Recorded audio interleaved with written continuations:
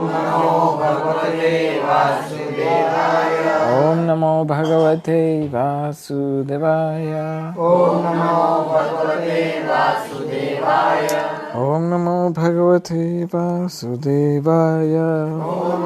भगवते वासुदेवाय। ओम ज्ञानतिमिरान्धस्य ज्ञानाञ्जनशलाकया चक्षुरुन्मिलितं येन तस्मै श्रीगुरवे नमः। श्रीचैतन्यमनोभीष्टं स्थापितं येन भूतले स्वयं रूपा कदा मह्यं ददाति स्वपदान्तिकं। जय श्री कृष्ण चैतन्य प्रभु नित्यानंद श्री अद्वैत गदाधर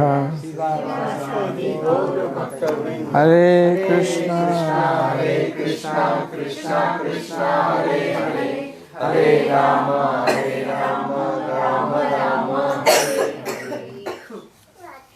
हम जैसे हमने पिछली बार आपको बताया था, हम प्रभुपाद के जो लेटर्स में से जो रेफरेंसेस हमने लिए हैं, हम जो पढ़ रहे हैं, वो मैं सोच रहा हूँ कि एक बार ये 5-7 है तो एक बार आपके सामने पढ़ करके उसके ऊपर फिर हम चर्चा करेंगे। तो प्रभुपाद लेटर टू गर्ग मुनि, तो मैं प्रयास करता हूँ उसको सीधा हिंदी में ही पढ़ूँ।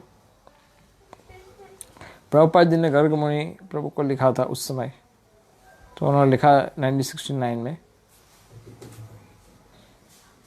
आपका विनम्र भाव और एक वैष्णव विद्यार्थी की तरह है। सो मैं आपको बहुत बहुत धन्यवाद कहता हूँ आपकी विनम्रता के लिए। चैतन्य महाप्रभु हमें वृक्ष तिनके से भी अधिक सहनशील होने के लिए और तुच्छ होने के लिए और वृक्ष भी अधिक सहनशील होने का शिक्षा दिया है। तो यह जो गुण है वो वैष्णव के गुण माने जाते हैं। So these symptoms are Vaishnava symptoms. यहाँ पर प्रभुपाद जी बता रहे हैं कि यद्यपि शिक्षाष्टकम का जो 3रा श्लोक है उसको हमने 1000 बार सुना है, 1000 बार पढ़ा है ना। शिक्षाष्टकम का 3रा श्लोक कौन सा है? नया नंबर? हाँ, अच्छा, ओके। सो चैतन्य महाप्रभु चाहते थे कि उनके जितने भी भक्त हैं, जितने भी शिष्य हैं, उनके जितने भी फॉलोअर हैं, वो विनम्रता का भाव सीखे। विनम्रता बहुत आवश्यक है। अगर आप आध्यात्मिक जीवन में आगे बढ़ना चाहते हो तो विनम्रता ही एकमात्र साधन है। विनम्रता और सहनशीलता। सहनशीलता का अर्थ होता है कि जब आपको कोई प्रोवोक करे, कोई आपको उकसाए, उस समय आप शांत रहते हो। आपका प्रतिभाव, आपका जो सामने जो रिएक्शन होता है वो बिल्कुल शांत रहता है। उसको सहनशीलता बोलते हैं। और भी कहीं सहनशीलता होती है, लेकिन एक महत्वपूर्ण सहनशीलता है। क्योंकि ऐसे तो सहनशीलता कैसे पता पड़ेगी? अगर कोई व्यक्ति जानना चाहे कि कोई व्यक्ति सहनशील है कि नहीं, तो कैसे पता पड़ेगा? जब उनको उकसाया जाए और उस समय वो शांत रहते हैं, शांत चित्त, तब सहनशील है ऐसा माना जाता है। और विनम्रता का अर्थ है कि वो दूसरे जीवों के प्रति सम्मान के भाव से देखते हैं, अपने आप को तुच्छ मानते हैं और ऐसे व्यक्ति किसी और को तो कष्ट दे ही नहीं सकता। ये एक बेसिक नॉलेज है जिसको शायद आपके पेरेंट्स ने भी आपको सिखाया होगा कि किसी को कष्ट नहीं देना, है ना, दुखी नहीं करना किसी को। ये तो बच्चों को सिखाते हैं किसी को दुखी नहीं करना। आजकल के बच्चे को पता नहीं, लेकिन पहले के समय में बच्चों को सिखाया जाता था कि किसी को दुखी नहीं करना, किसी को कष्ट मत दो, किसी को परेशान मत करो।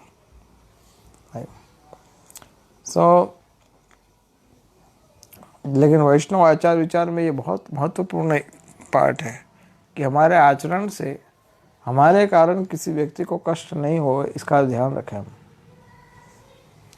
इसलिए अधिकतर जो वैष्णव वो, चाहे आपने देखा होगा, वो सेवा नहीं देना चाहते अपनी, और अपना कुछ भी, वो यहाँ तक कि अपना रोज का कार्य भी वो खुद ही करना चाहते हैं, दूसरों को नहीं देना चाहते सेवा।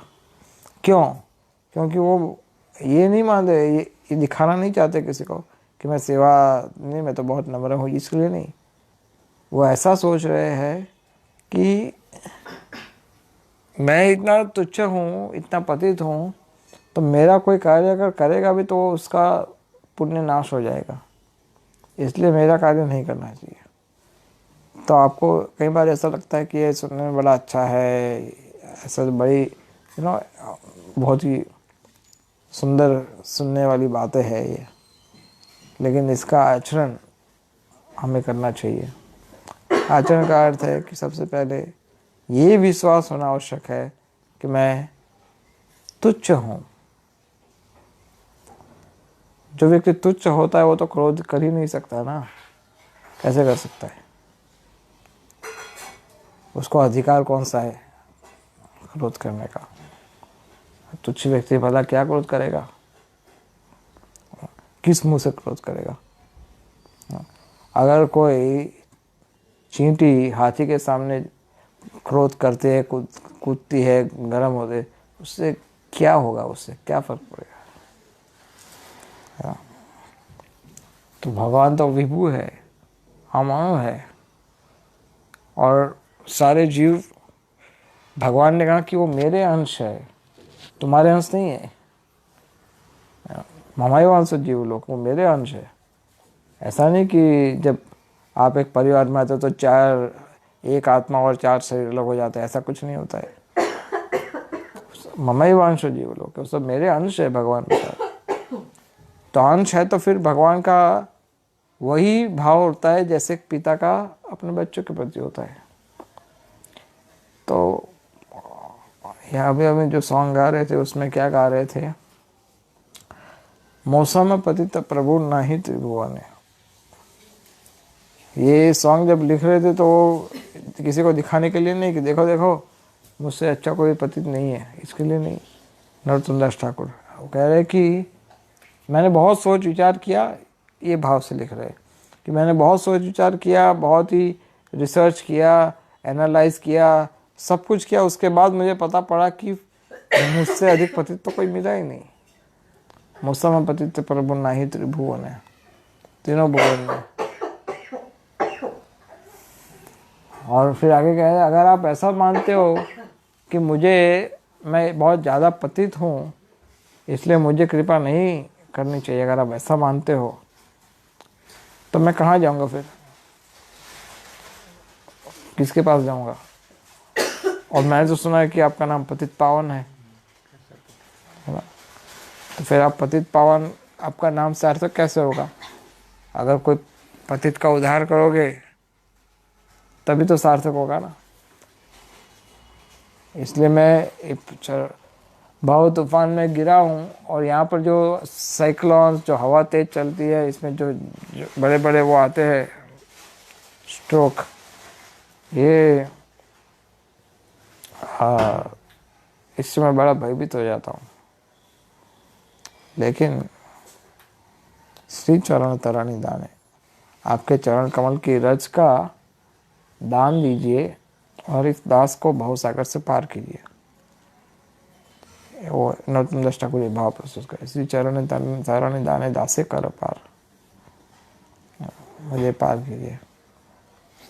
तो ऐसे भी ये संसार में रहने का एक ही उद्देश्य हो सकता है। अगर आप भौतिक संसार में, अहमदाबाद में रहना चाहते हो तो एक ही उद्देश्य हो सकता है आपका, आप भगवान का गुणगान गा करके दूसरों को ये लाभान्वित करो। नहीं तो ये कोई जेंटलमैन का रहने का स्थान नहीं है, ये भौतिक जगत। यहाँ पर तो सब जगह कष्ट ही कष्ट है। अगर आप ये सोचते हो कि मैं केवल इधर रहूँगा और सेवा नहीं करूँगा तो इम्पॉसिबल है, ये हो नहीं सकता।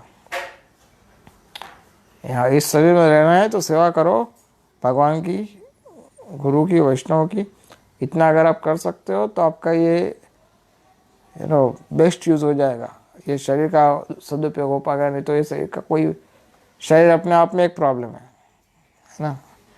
हजारों प्रॉब्लम, कभी सिर दुखता है, कभी नाक दुखता है, कभी कान दुखता है, कभी दांत दुखता है ना।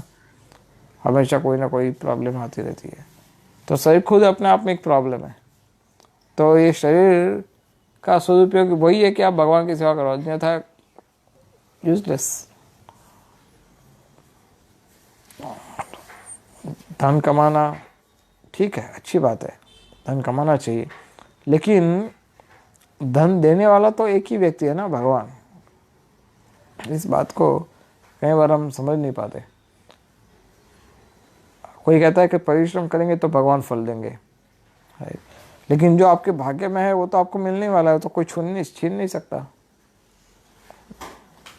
तो आप कैसे अपने आपका बचाव कर सकते हो? अगर ये कहते हो कि मैं अधिक काम करूँगा तो अधिक पैसा मिलेगा, लेकिन जितना आपको मिलना है उससे अधिक तो मिल नहीं पाएगा, तो फिर उत्तम यही है कि आप अपने समय का उपयोग भगवान की सेवा के लिए करो, और जितना हो सके उतना मिनिमम आप दूसरे कार्यों के लिए उपयोग करो जो आपकी आवश्यकता है। कोई व्यक्ति अस्पताल में कितने समय रहना चाहता है? अस्पताल में अगर आपको डॉक्टर बोल देगा आप अब ठीक हो गए हो, तो आप वहाँ पर रहना चाहोगे? हाँ, आप में से एडमिट तो सब कभी ना कभी हुए होंगे ना, हॉस्पिटल में एडमिट तो कभी ना कभी हुए होंगे। तो डिस्चार्ज शब्द कितना सुनने में अच्छा लगता है यार। मेरा डिस्चार्ज कब होने वाला, मुझे कब छोड़ने वाला, कब, इधर इट डिस्चार्ज। और हॉस्पिटल वाले भी आपको तरसा तरसा करके छोड़ते हैं, है ना। आपको बोल दिया जाता है कि आज आपको डिस्चार्ज है, फिर आज का कल हो जाता है, कल सुबह का शाम हो जाता है, लाइक यहाँ प्रोसेस इतनी सारी चलती है। लेकिन इसका अर्थ क्या होता है कि आप उस स्थान को पसंद नहीं कर रहे, वो जगह आपको पसंद नहीं है। कितना भी अच्छा आपने होटल बना दिया हाईवे के ऊपर, कितना भी अच्छा आपने फर्नीचर बनाया है, 7वें 8वें मंजिल से मैं भी था हॉस्पिटल में, आपके विंडो से आपको दिखता है पूरा सिटी, लेकिन फिर भी आप नहीं रहना चाहते उधर। क्यों?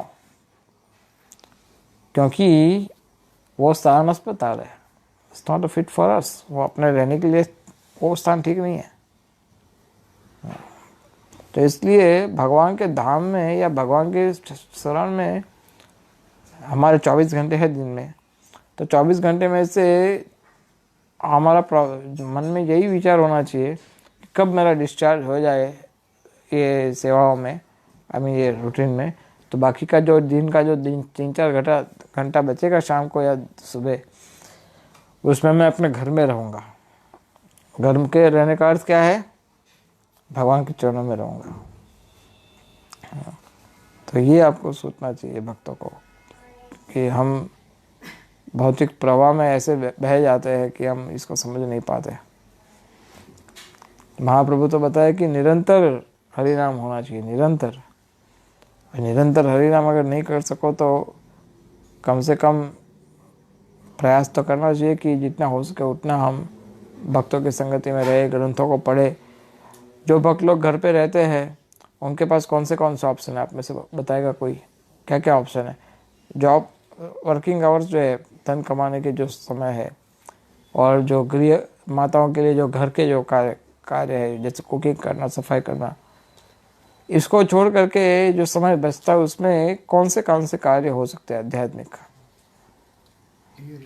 ग्रंथों को पढ़ सकते हैं एक, फिर जप कर सकते हैं, फिर प्रचार कर सकते हैं। प्रचार में क्या प्रचार, और क्या कर सकते हैं? आरती जो सुबह शाम आरती, फोटो या विग्रह की आरती, उपासना, भोग लगाना इत्यादि कर सकते हो। फिर बस इंटरनेट पे लाइव देख सकते हो। ठीक है। मैं आपको इंटरनेट में आप लाइव टेलीकास्ट जो भी प्रोग्राम के होते हैं, कीर्तन लेक्चर जो भी होता है, उसका आप लाइव देख सकते हो। दूसरे जो लोग सिंसियर होते हैं उनको कल्टीवेट कर सकते हैं। जहाँ पर भी होते हैं भक्ति वृक्षा नाम अट्टा, उसमें जा सकते हो। फिर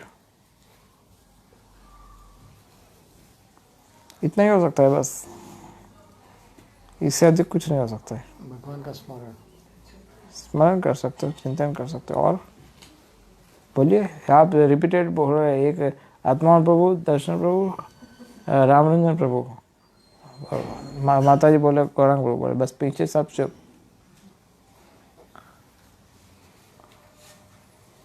और कुछ?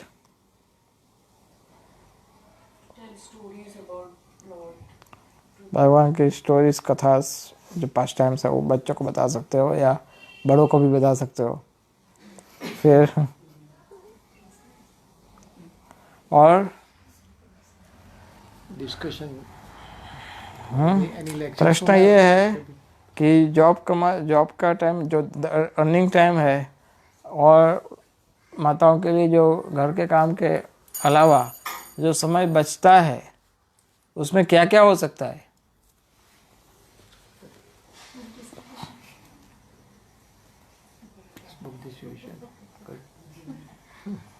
ओके, तो इतना ही हो सकता है बस, इससे अधिक कुछ नहीं हो सकता है। डिस्कशन कर सकते हो जो सुना पड़ा उसके बारे में, डिस्कशन हो सकती है। और ऐसे तो बहुत सारी चीज़ें हैं, लेकिन शायद आप सोच नहीं पा रहे, है ना। बहुत सारी चीज़ें। अगर आपके घर पे विग्रह है तो आप माली की तरफ फूल की मालाएं बना सकते हो। फिर आप, अगर आपको सेवा का, घर में विग्रह के स्टिचिंग का शौक है, तो आप ड्रेसेस बना सकते हो। आप टेंपल में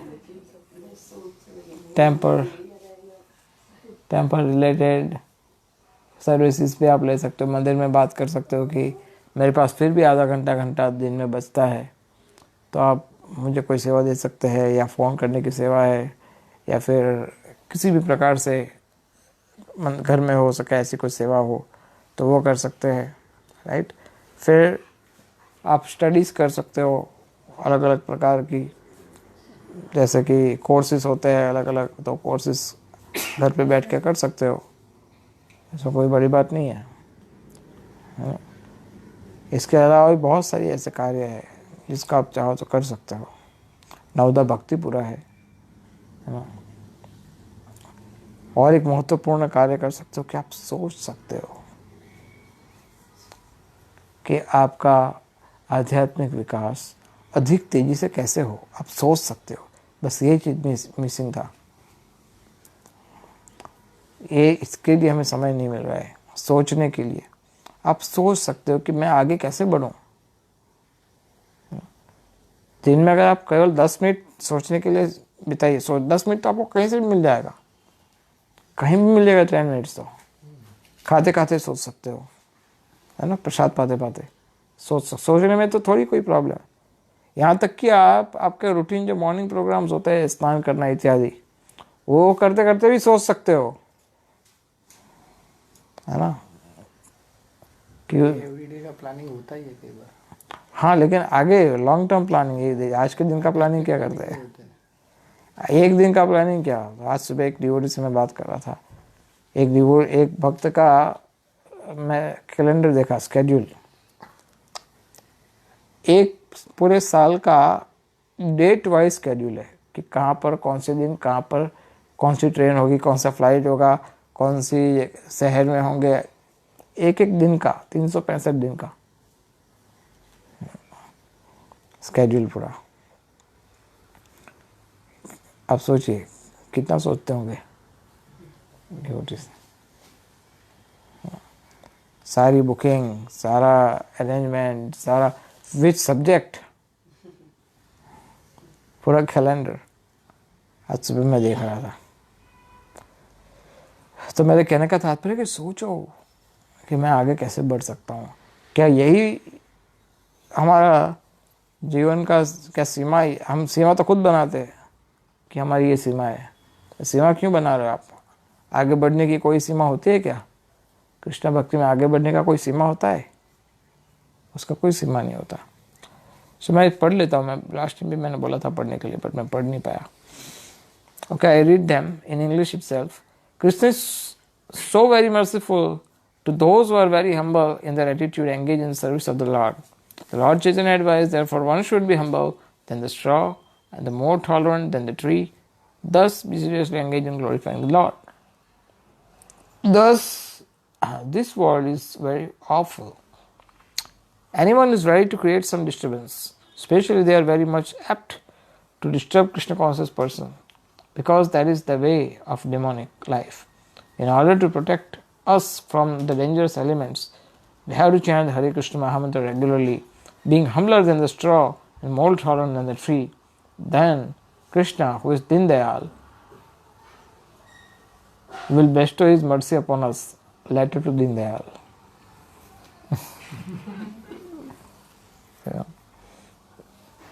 So, प्रभुपाद ने वही बात जो हम चर्चा कर रहे थे, उसी बात को प्रभुपाद ने लेटर में दोहराया कि लोग, विशेष करके जो आसुरी मनोवृत्ति वाले लोग होते हैं, वो तो बड़ा मज़ा आता है उनको आपको परेशान करने में। कृष्ण भक्त को परेशान करने में उनको बड़ा अच्छा लगता है। आपको कठिनाई होती है और इनको अच्छा लगता है, क्योंकि वो लोग पर दुखी सुखी होते हैं, उनको बड़ा अच्छा लगता है। इसलिए अगर प्रभुपाद कहते हैं कि अगर आप चाहते हो कि इस प्रकार के भयानक तत्वों से बचो, अपने आप को बचा के रखो, तो निरंतर हरे कृष्ण मंत्र का है, कम से कम 16 माला। कम से कम का अर्थ होता है कि जैसे आप दिन में कम से कम एक बार तो भोजन लोगे कि नहीं?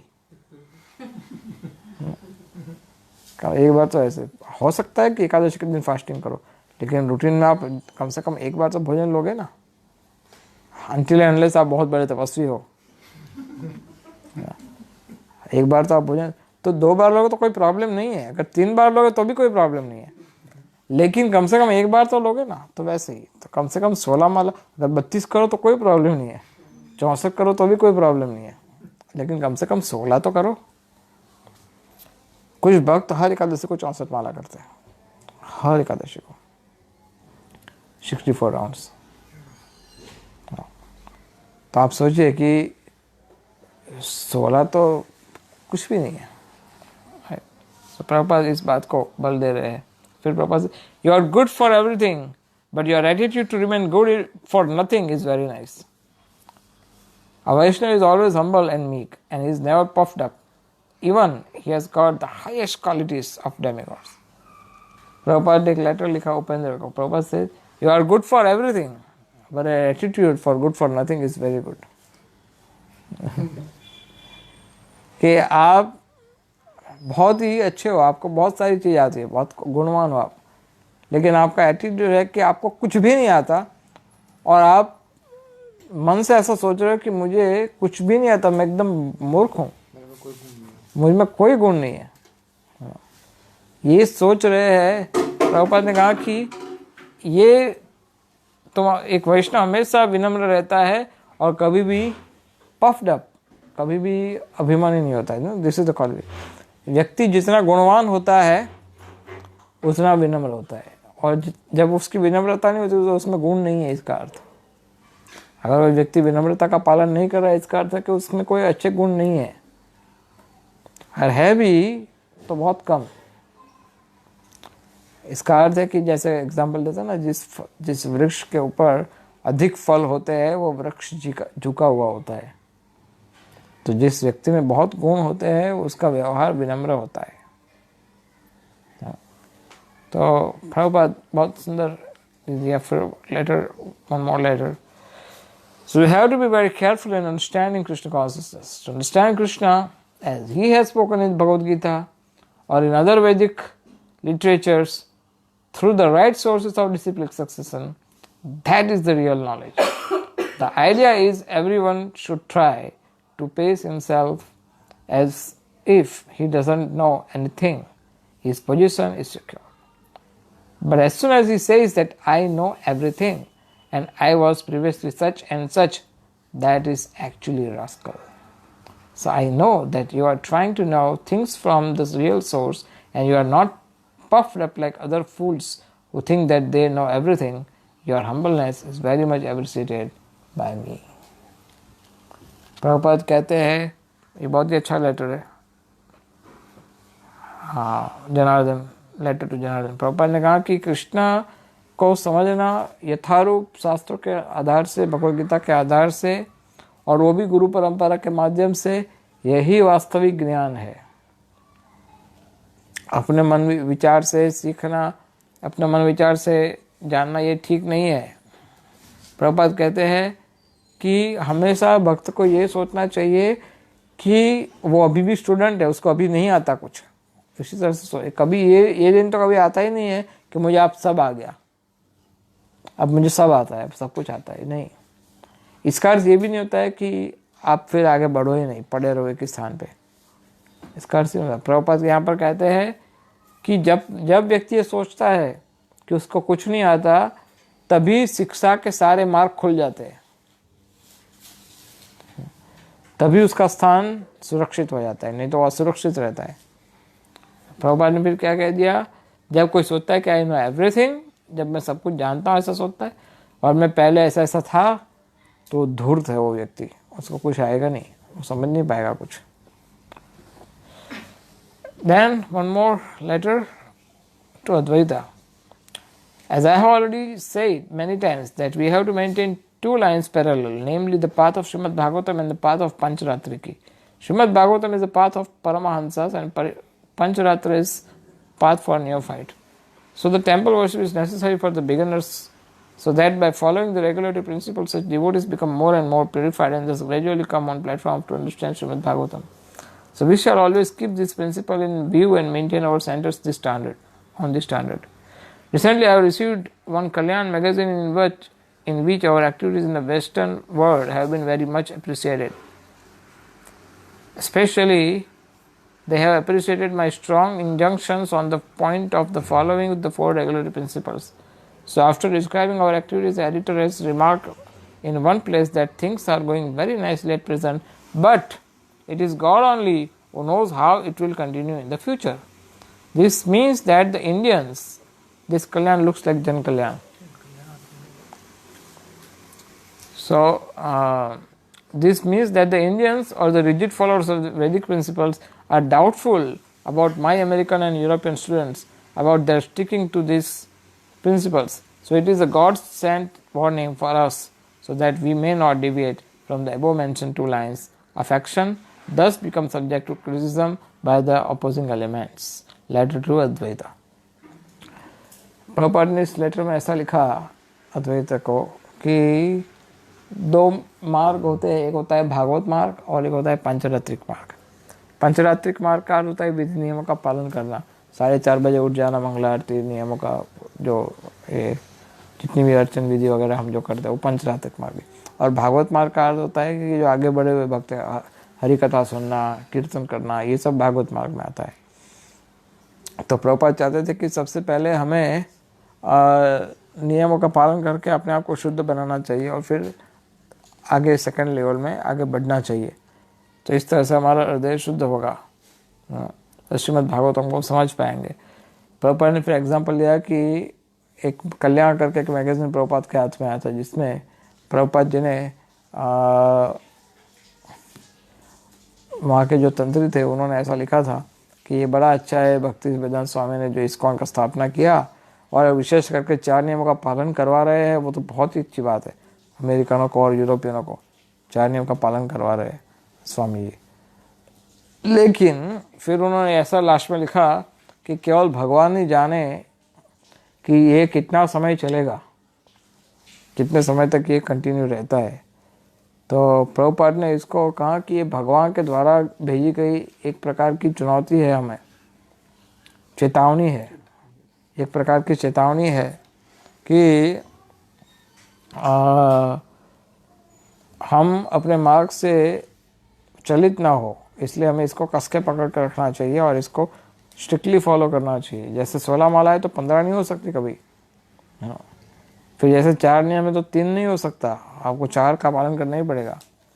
फिर जैसे 4:30 बजे उठना, तो ये हमारा कल्चर हमें है नहीं 4:30 बजे उठने का, तो कम से कम घर में 5 साढ़े 5 बजे तो उठ सकते हैं ना, है ना? क्यों 8 बजे 9 बजे इतना लेट उठने का क्या आवश्यकता है ना? मैं देखा है कहीं हमारे भक्त है, एक व्यस्त भक्त, उनका मॉर्निंग ही होता है, गुड मॉर्निंग 10 बजे होता है, हाँ, अब 10 बजे उठते हैं, दीक्षित होते हैं फिर भी।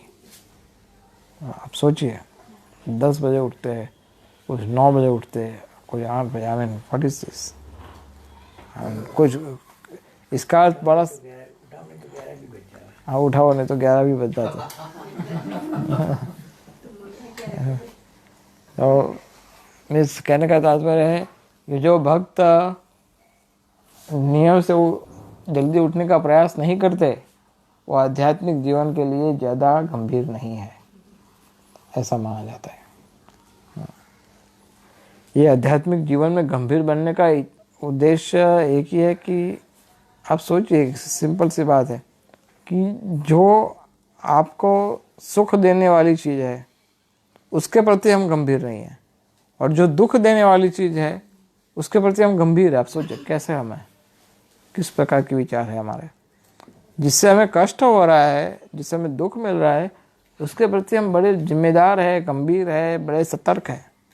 और जिस चीज़ से हमें सुख प्राप्त हो रहा है उसके प्रति हमारा, क्या बोलते हैं उसको गुजराती में बोलते हैं, लालियावाड़ी, उसके लिए बिल्कुल बेपरवाह, हाँ। ऐसा, तो इसका अर्थ बड़ा सरल है। इसका अर्थ क्या है? इसका अर्थ है कि हम आध्यात्मिक जीवन के प्रति गंभीर नहीं है। और इसका दूसरा अर्थ ये होता है कि हम अज्ञान से भरे गए, क्योंकि हम जानते हैं कि इसमें दुख है और इसमें सुख है, तो सुख के प्रति हम लापरवाह है और दुख के प्रति हम बहुत ही जिम्मेदार है। वहाँ पर तो करना पड़ता है प्रभु जी, ये तो करना ही पड़ता है। क्या करना पड़ता है? तो इधर क्या खाली खाली हम टाइम पास कर रहे, इधर भी तो करना पड़ता है, करना ही पड़ता है। उधर शायद एक बार नहीं करोगे तो आपको यमराज तो कम से कम परेशान नहीं करेंगे, है ना, उधर आप छोड़ दोगे तो, क्योंकि आप भगवान की सेवा में होंगे, है ना। एक प्रसिद्ध श्लोक है कि अगर आप सारे कार्य, I forgot that stroke, is not coming on mind. सारे कार्य अगर आप श्रेष्ठ करते हो, अच्छे से, बेस्ट, बहुत ही अच्छे से करते हो, लेकिन आप भगवान के शरण में नहीं जाते तो इसका क्या लाभ? हाँ। लेकिन अगर आप अपने कार्यों में, सारे कार्य में कहीं ना कहीं त्रुटि आ जाती है आपसे, आप इतने एक्सपर्ट नहीं हो हर एक कार्य में, लेकिन आप भगवान की सेवा नंबर 1 करते हो, सबसे अच्छे से, तभी आपका कोई नुकसान नहीं है। इसमें आपका कोई नुकसान नहीं होता है। इसका अर्थ ये नहीं होता है कि आप फिर राम भरोसे सब कुछ करो, आपकी अपनी जिम्मेदारी छोड़ दो, ये इसका अर्थ ये नहीं है। कई बार हमारे भक्त लोग इस बात को समझ नहीं पाते, जिम्मेदारी का बैलेंस। सो एनीवे, बस 2 more. One is our dealing with other must be very clear. Letter to Balimardan, हमारा व्यवहार दूसरों के साथ वो बहुत ही महत्वपूर्ण है और स्पष्ट होना चाहिए। Prabhupada wrote to Satswarup, anyway, do things in good sense without any disturbance. We have to make progress very soberly, and I am always at your service whenever required. Therefore, a serious devotee is always ready to take guidance from superior Vaishnava to understand the proper way of acting. Prabhupada यहाँ पर लिखते हैं कि आप सारे कार्य अच्छे से करो, जब भी आपको मार्गदर्शन की आवश्यकता है तो मैं हूँ तैयार, मैं मार्गदर्शन दूंगा। अर्थात आपके वरिष्ठ भक्तों से मार्गदर्शन लेते रहिए और अपना सुधार लाते रहिए।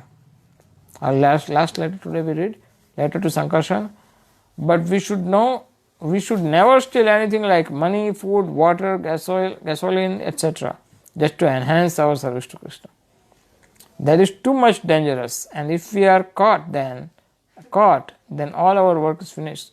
Just like in India recently, the Bal Yogi Guru Maharaj Ji was detected by the custom authorities attempting to smuggle some small items into India. By this one tiny incident, his entire effort for preaching, even is rascal number one, and his preaching it's nonsense, even so the example is there, his work is ruined now and is practically finished. As the government will not grant him a passport to leave India, so we shall always be careful to avoid any kind of jeopardizing our high standing in the society by some foolish or small act of illegal stealing. Prabhupada ने कहा यहाँ पर कि किसी भी प्रकार का क्या बोलते थे नहीं, वो कानून को तोड़ने वाला कार्य नहीं करो। जो नियम बनाए हैं सरकार के उसको मत तोड़ो कभी भी। चोरी करना, विशेष करके चोरी में बहुत सारी चीज़ आती है, धन चोरी, गैसोलीन की चोरी, यहाँ तक फूड की चोरी, वाटर की चोरी, किसी भी प्रकार की चोरी अगर आप करते हैं मीन्स गलत कार्य अगर आप करते हो तो प्रभुपाद एग्जाम्पल ये कि आपकी एक छोटी सी गलती से आपका पूरा आध्यात्मिक जीवन नष्ट हो जाता है। आपको लगता है कि इसमें कौन सी बड़ी बात है, हम तो कृष्ण की सेवा कर रहे हैं, ये तो मूर्ख लोग हैं, इनको तो ज़मीन दूसरों को दे देते हैं, हमें ज़मीन नहीं देते तो हम ज़मीन छीन लेंगे, हम इस पर कब्जा जमा देंगे। अगर ज़मीन का, धन का, किसी का भी, वो धन तो बोले इंद्र तृप्ति में यूज़ करेगा, इससे अच्छा है इसका लूट मार दो। तो इस प्रकार का अगर आप सोचते हो है ना, तो ये बहुत ही ज़्यादा भयानक है, ये कभी नहीं सोचना। आजकल तो हमारे जीबीसी ने भी बहुत स्ट्रिक्ट रूल बनाए कि सरकार के नियमों को कृष्णा के लाभ के हेतु मत तोड़ो। कृष्णा के लिए अगर आपको ऐसा लगता है कि कृष्णा के लिए हम कोई नियम तोड़ देंगे सरकार का तो कोई प्रॉब्लम नहीं है, तो ऐसा मत करो, क्योंकि इससे हमारा नुकसान हो सकता है। So we stop here. कोई प्रश्न तो पूछिए।